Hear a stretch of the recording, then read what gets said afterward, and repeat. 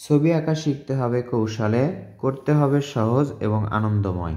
সোজা একটা দাগ, এখানে আরও একটি সোজা দাগ, এখান থেকে এই বরাবর দাগ মিলবে এবং এখান থেকে এই বরাবর দাগ মিলবে, নিচের দিকে আসবে এবং চওড়া হবে।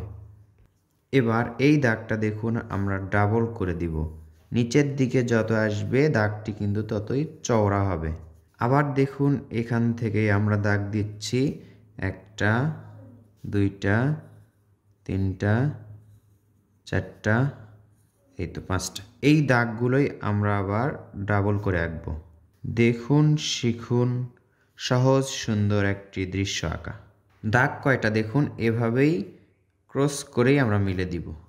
এরপর এখান থেকে এদিকে দাগ টানবো, এখান থেকে এদিকে দাগ, এই তো একেবারে সোজা বরাবর। নিচের পিলারগুলোতে আমরা হালকা করে পেন্সিলের শেড দিচ্ছি, গাঢ় থেকে হালকা। এই বরাবর সোজা করে কয়েকটা দাগ হবে, এই তো সোজা দাগ দিতে হবে। কিন্তু কাঠের ব্রিজটায় মূলত এখানে সৌন্দর্যটা বৃদ্ধি করছে।